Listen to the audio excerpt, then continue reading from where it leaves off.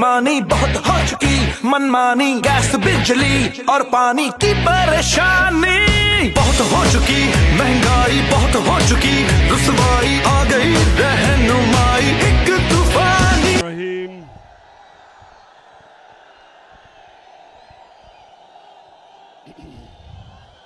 इय्याका नअबुदु व इय्याका नस्तईन।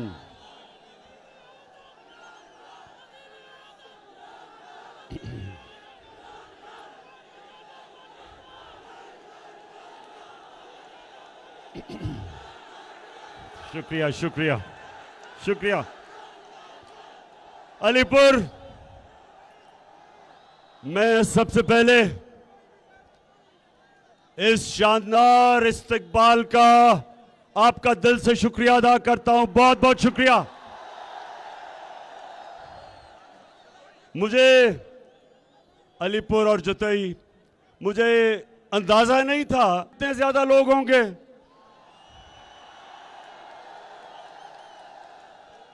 और मुझे इस चीज का भी अंदाजा नहीं था कि आप कई घंटे से यहां इंतजार कर रहे हैं। मुझे तो यह बताया गया था कि 8:30 बजे जलसा होगा, तो पता चला कि बड़ी देर से आप यहां खड़े हैं। तो मैं माजरत भी चाहता हूं कि इतनी गर्मी में और हब्स में आप इतनी देर खड़े रहे हैं। मैं आपसे माजरत चाहता हूं। अच्छा, अब मेरे दो चीते खड़े हुए हैं जिन्होंने इंशाल्लाह ये इलेक्शन जीतनी है। मैं यासिर और मौजम, मैं सिर्फ आपसे एक चीज चाहता हूं, सुने। जब मैं 10 साल क्रिकेट का कप्तान था, तो जब मैं अपनी टीम को ग्राउंड पे लेके जाता था, तो मैं सिर्फ टीम को एक चीज कहता था, हार जीत अल्लाह के हाथ में है, लेकिन मैं आपसे एक चीज चाहता हूं कि आखिरी गेंद तक आपने मुकाबला करना है। और जो मैं ये आपका जज्बा और जुनून देख रहा हूं, 26 साल से छोटे थोड़े से लोगों से अल्लाह के करम से पाकिस्तान की सबसे बड़ी पार्टी बनाई, तो मैंने एक चीज देखी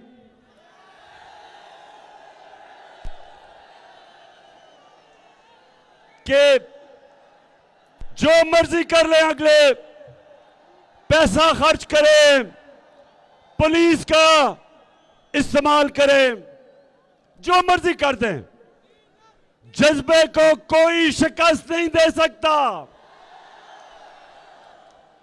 और इंशाअल्लाह ये जो मैं आप सबसे चाह रहा हूं, मैं मौजम और यासिर आपके अलावा मैं चाहता हूं कि आप और आपकी टीमें हर दरवाजे पे पहुंचे, डोर टू डोर जाएं और एक पैगाम दें सबको कि ये इलेक्शन नहीं हो रही, ये इलेक्शन नहीं है, ये पाकिस्तान की हकीकी आजादी की जंग है,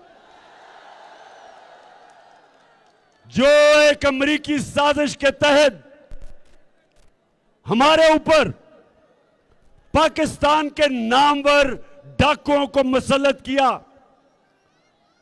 22 करोड़ अवाम की इन्होंने तौहीन की। अपने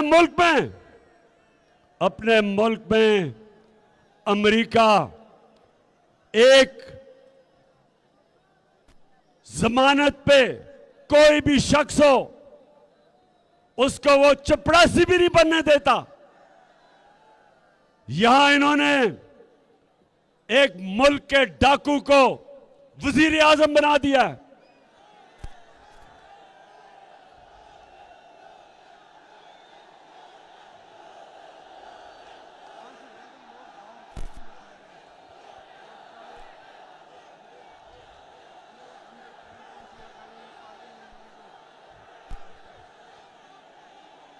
और उसके बेटे को वजीर आला हमजा कुकड़ी को आते साथ ही हमजा कुकड़ी ने मुर्गी की कीमत दुगनी कर दी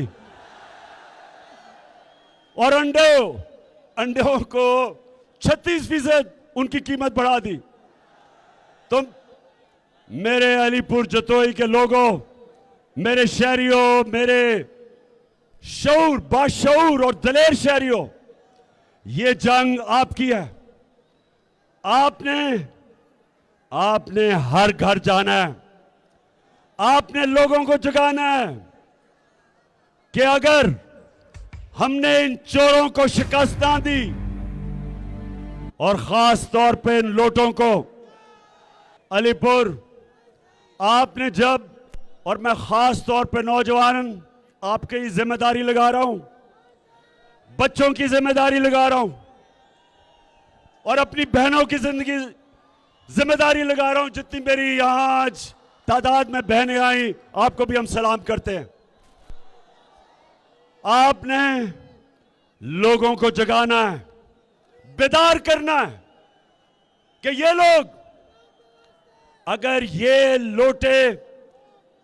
ये लोटे और ये चोर इलेक्शन जीते हैं तो आगे हमारे मुल्क का मुस्तकबिल ये अमरीकनों के गुलामों के हाथ में होगा और चोरों के हाथ में होगा।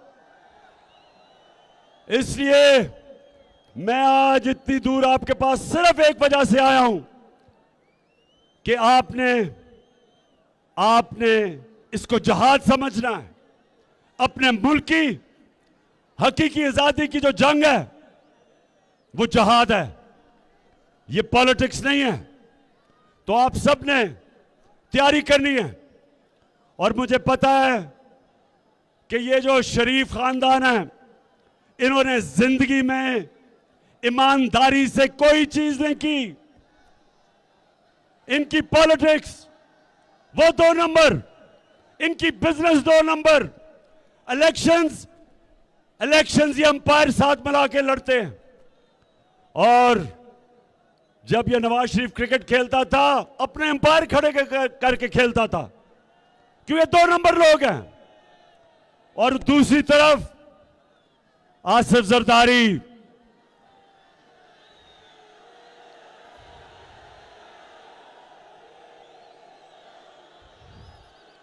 आपने कराची का हाल देखा है। कराची को कहते थे रोशनियों का शहर। अब कराची में जो आपने सूरत हाल देखी, याद रखें कि कराची पाकिस्तान का फाइनेंशियल कैपिटल, मतलब ये कि जब कराची तरक्की करता है सारा पाकिस्तान तरक्की करता है। आज उसके हालात देखें, क्योंकि जो पैसे 14 साल ये जरदारी बैठा रहा है सिंध में, जो पैसे सिंध की गवर्नमेंट को कराची में लगाने थे, वो पैसा चोरी करके ये मुल्क से बाहर भेजता रहा है। ये करप्ट आदमी जिसको जेल में होना चाहिए था, इस चोर को जेल में होना चाहिए था। ना जाने कौन सी कुव्वतें हैं इस मुल्क में कि मुल्क का दूसरा बड़ा डाकू, सबसे बड़ा डाकू नवाज शरीफ, दूसरा बड़ा डाकू जरदारी, कि कौन सी कुव्वतें हैं इस मुल्क में जिनका एहतसाब नहीं होने देती और ये बार बार आके मुल्क का खून चूसते हैं। और कराची आपके सामने मिसाल है।